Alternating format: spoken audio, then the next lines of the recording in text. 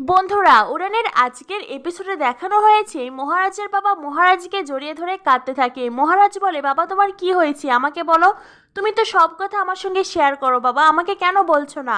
মহারাজের বাবা তখন মহারাজকে বলে, তুই ছাড়া আমাকে কেউ বোঝে না রে মহারাজ।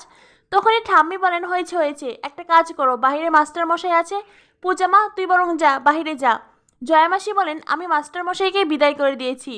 এরপরে সকলে মিলে ঘরের বাহিরে চলে আসে। আর পূর্ণিমা মহারাজের বাবাকে বলতে থাকেন, তোমার কি হয়েছে, কিন্তু মহারাজের বাবা একটা কথাও বলেন না। এদিকে দেখা যায় বিষয়টা মহারাজকে খুব ভাবাচ্ছে, তার বাবার এমন অস্বাভাবিক আচরণ যেটা এর আগে মহারাজ কখনো দেখেনি।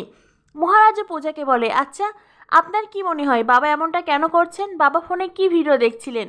পূজা মনে মনে ভাবতে থাকে, বাবা যে ফোনে একটা ভিডিও দেখছিলেন সেটা আমিও বুঝেছি, আর সেখানে আমার বাবার চিৎকারও শুনতে পেয়েছি।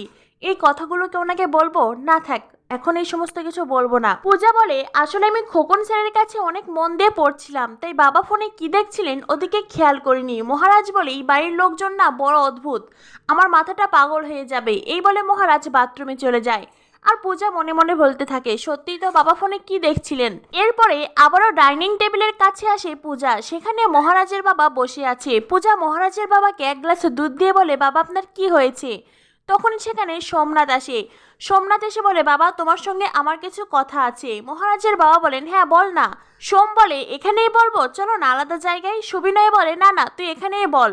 সোমনাথ বলে, উফ বাবা এমন কেন করছো, চলো তো। এই বলে সোমনাথ সুবিনয়কে ওখান থেকে নিয়ে যায়। পূজা মনে মনে ভাবতে থাকে, কি হলো বিষয়টা, বর্দার এক কথায় বাবা এইভাবে চলে গেলেন। এরপরে পূজার আরো মনে যায় সোমনাথ তার বাবাকে বলেছিল ফোন চেক করতে। পূজা দুয়ে দুয়ে চার মিলাতে থাকে। তখনই সেখানে ঠাম্মি মহারাজ